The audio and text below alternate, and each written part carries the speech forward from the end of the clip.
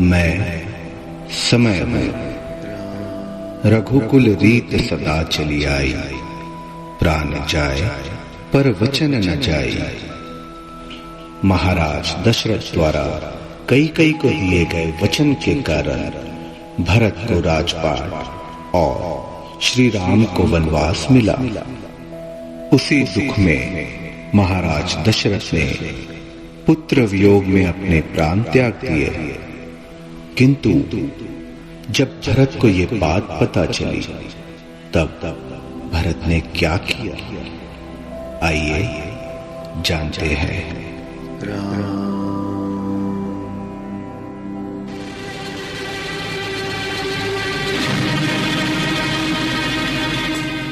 क्या बात है? ये आज कैसे वस्त्र पहने? आपके आभूषण कहाँ हैं? आपकी मांग में सिंदूर नहीं है। क्या हुआ मातेश्वरी? महाराज आपके कक्ष में भी नहीं है। बताओ माता, कहाँ है पिताश्री? पुत्र, संसार में जो जन्म लेता है एक न एक दिन उसे संसार का त्याग भी करना पड़ता है। तुम्हारे पिता भी उसी परम धाम को सिधार के रास्ते भर मेरा हृदय भय से कांप रहा था। वो मेरे सारे अपशकुन, सारे दुस्वप्न सच हो ही गए। मां, मैं कितना अभागा हूं मां, अपने महान पिता के अंतिम दर्शन भी नहीं कर सका। पिताजी, आपने मेरी प्रतीक्षा भी नहीं की। जाने से पहले मुझे भैया राम के हाथों सौंप जाते। उस समय आप सब तो उनके पास थे, केवल मैं ही नहीं था। उन्होंने मुझे अवश्य याद किया होगा। वो अंतिम समय केवल राम को ही याद करते रहे, केवल राम को ही पुकारा। केवल राम भैया को ही पुकारा? क्या भैया राम भी उनके पास नहीं थे? नहीं। भैया राम और लक्ष्मण कहाँ थे? वन में। वन में क्यों? महाराज ने स्वर्ग सिधारने से पहले उन्हें 14 वर्ष का वनवास दे दिया था। वनवास? ये दंड तो भयंकर अपराधियों को दिया जाता है। बोलो माता, क्या दोष था उनका? किसी का कोई दोष नहीं था भरत, केवल वचन पालने की बात थी। कौन सा वचन? किसे दिया था उन्होंने ये वचन? मुझे। मैंने ही महाराज से 2 वचन मांगे थे, तेरे लिए अयोध्या का राज्य और राम के लिए 14 वर्ष का वनवास।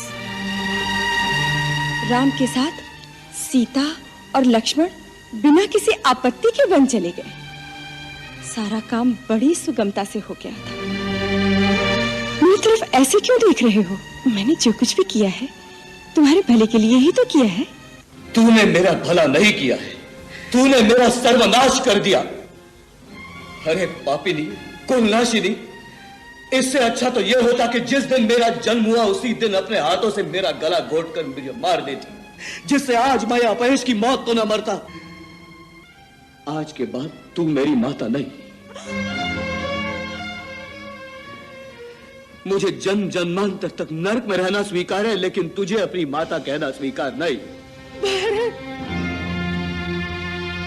यदि मेरी आवाज इस लोक से परलोक तक पहुंचती हो तो पिताश्री आप भी सुन ले। आज आपके इस अभागे बेटे भरत ने कैकई का त्याग कर दिया।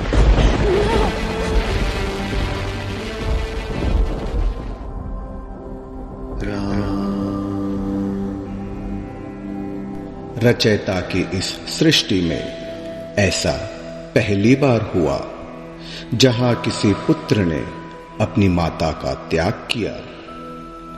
अपने पापों का प्रायश्चित करने एवं श्री राम को अयोध्या से वापस लाने के लिए भरत, माता कौशल्या, कैकेयी एवं समस्त प्रजा इत्यादि वन में जाते हैं, जहां उन्हें ये पता चलता है कि प्रभु श्री राम सीता एवं लक्ष्मण सहित चित्रकूट पर निवास कर रहे हैं।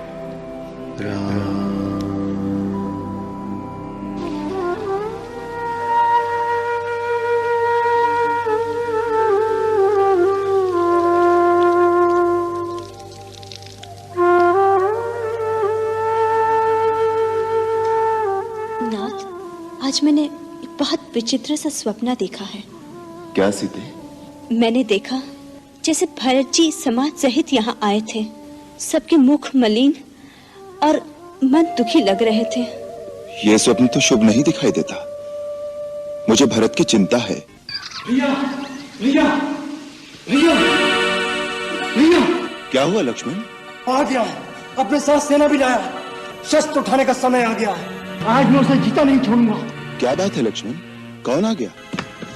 आपका चहेता भरत। क्या भरत आया है? कहाँ है?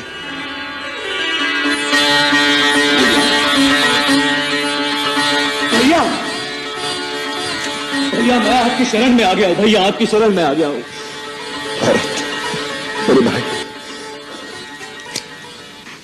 नहीं, जिस पापी के कारण आपकी ये दशा हुई है उसे भाई मत कहिए। मैं अब इसका अधिकारी नहीं। भाभी, भाभी, भाभी मुझे क्षमा कर दीजिए। भाभी, मैं एक निर्लज की भांति आपके सामने आ गया हूं। आप सबकी ये दशा देखने से पहले तो अच्छा होता कि मुझे मृत्यु आ जाती। नहीं देवर जी, ऐसा न कहिए। प्रणाम भैया, प्रणाम। नहीं लक्ष्मण, मैं इस योग्य नहीं कि तुम मुझे प्रणाम करो। मेरे मन में पाप नहीं, मैं स्वयं मूर्तिमान पाप हूं, जिसके कारण भैया, भाभी और तुम्हारी ये दशा हुई है। ऐसे पापी को प्रणाम मत करो। मुझे माफ कर दो भैया, मुझे माफ कर दो। मेरे मन में आपके लिए दोष आ गया था और मैंने आपके ऊपर धनुष उठाया। तो वो बाण चलाया क्यों नहीं पगले? वो बाण चला देते तो मेरा बहुत बड़ा उपकार करते। फिर मैं भैया के सामने अपना एक कलंकित मुंह लेकर तो नहीं खड़ा होता। मेरी कुलघातिनी माता के पापों का मुझे यही दंड मिलना चाहिए।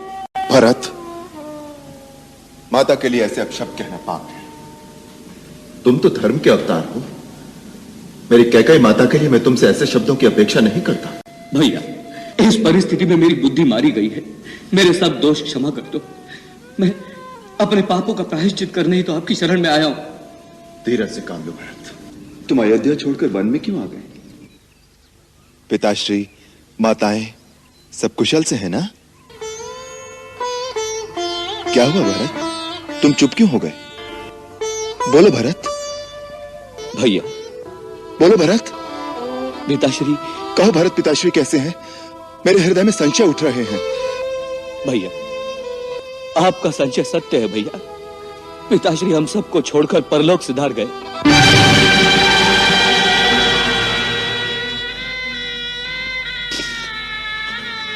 भैया, अनाथ हो गए भैया, हम अनाथ हो गए भैया, हम अनाथ हो गए। हाँ हाँ लक्ष्मण, हाँ।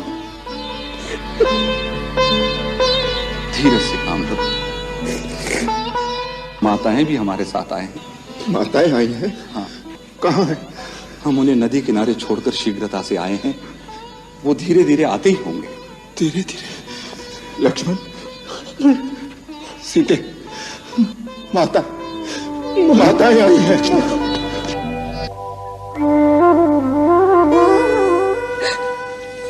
राम, मेरे पिताश्री नहीं रहे।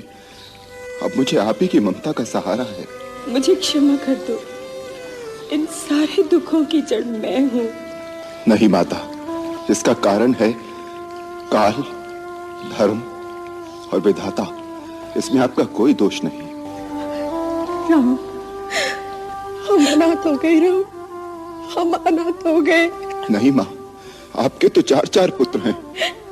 आप क्यों रोती हैं? अनाथ तो मैं हो गया।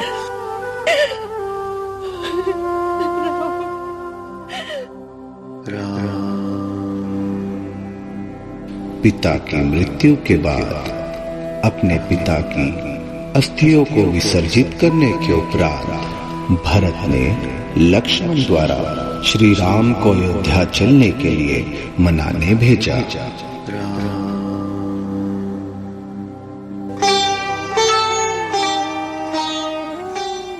भैया, सुना है भरत भैया अपने साथ राजाभिषेक की सारी सामग्री लाए हैं। वो यहीं पर आपका राजाभिषेक करना चाहते हैं।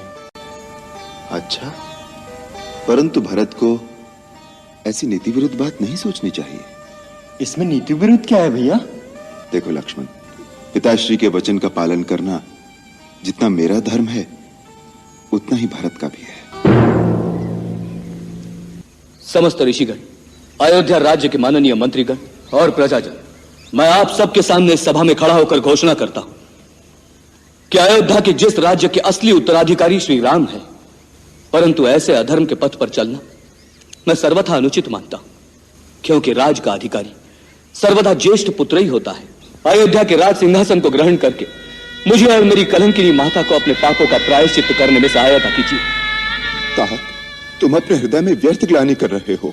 मैं भगवान शंकर को साक्षी करके कहता हूं कि तीनों काल और तीनों लोकों में तुम जैसा धर्मात्मा पुरुष ना हुआ है और ना होगा। मेरे भाई, इन भावनाओं से ऊपर उठकर केवल इतना सोचो कि हमारे महान पिता ने माता कैकेयी को दिए हुए जिस वचन के लिए न केवल मुझे त्याग दिया, परंतु मुझे त्यागने के दुख में अपने प्राण भी त्याग दिए, ऐसे सत्यवादी पिता के वचन को हम चारों भाई निभाएं या उनके स्वर्गवास के पश्चात उनके वचन का निरादर करके उन्हें झूठा प्रमाणित कर दें? तो ठीक है भैया, आप अपना कर्तव्य निभाइए, मैं अपना धर्म निभाता हूं। मैं भी इसी पर्णकुटी के सामने कुशा बिछाकर अन्न जल ग्रहण किए बिना तब तक बैठा रहूंगा जब तक इसका निर्णय नहीं हो जाता कि श्री राम को भरत प्यारा है या नहीं। नहीं तो इन्हीं चरणों में प्राण दे दूंगा। नहीं, नहीं भरत, नहीं, मुझे ऐसे धर्म संकट में न डालो। मुझसे तुम्हारा दुख सहन नहीं होगा। मैं समय में अनेकों जतन करने के बाद भी जब श्री राम नहीं माने, तब भरत को ज्योति स्वरूप समाचार प्राप्त होता है। वो समाचार था मिथिला नरेश राजा जनक का वहां आना। उनके आने के उपरांत सभा लगी एवं निर्णय लिया गया।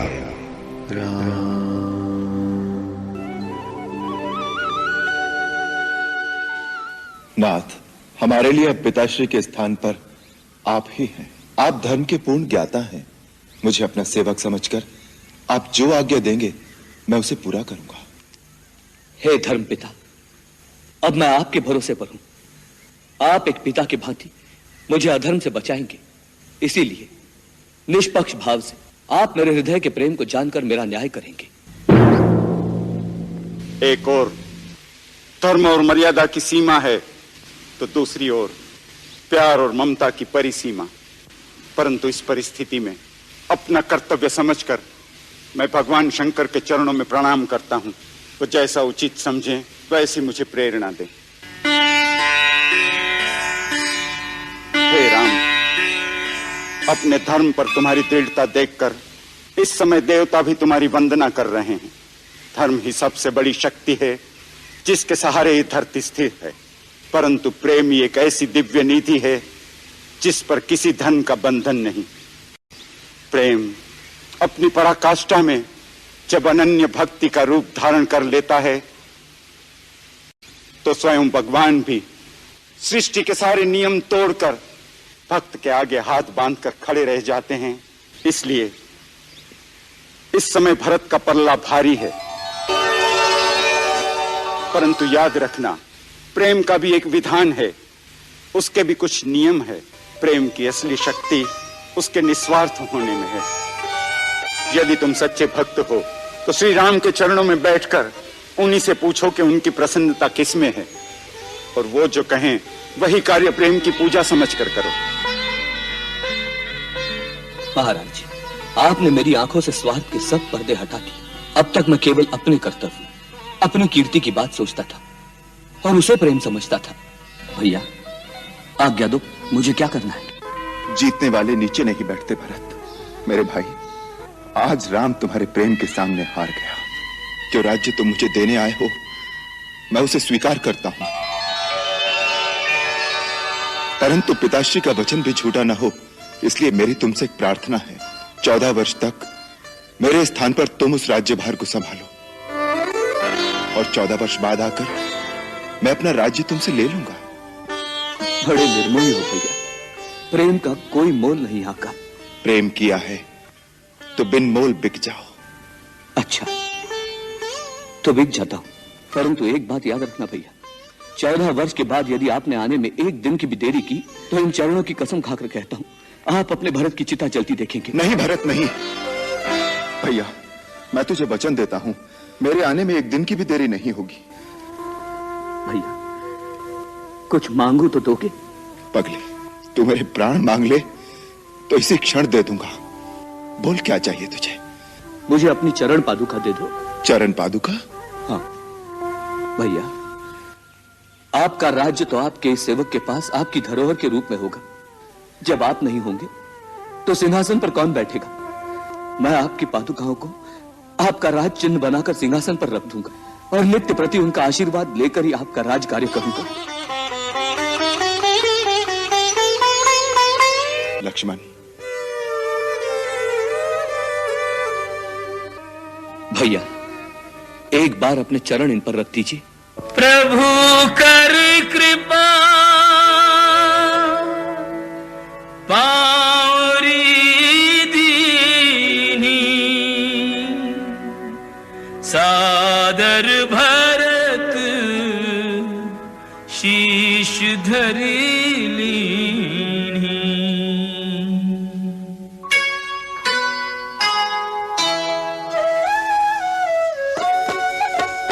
राम भक्त ले चला रे राम की निशानी, शीश पर खड़ा हूँ अखियों में पानी। राम भक्त ले चला रे राम की निशानी। भरत सम नहीं दूजा कोई त्यागी, भरत सम नहीं दूजा कोई त्यागी। राम लखन सिया बन में भरत भये घर ही में बैरागी। भरत सम नहीं दूजा कोई त्यागी।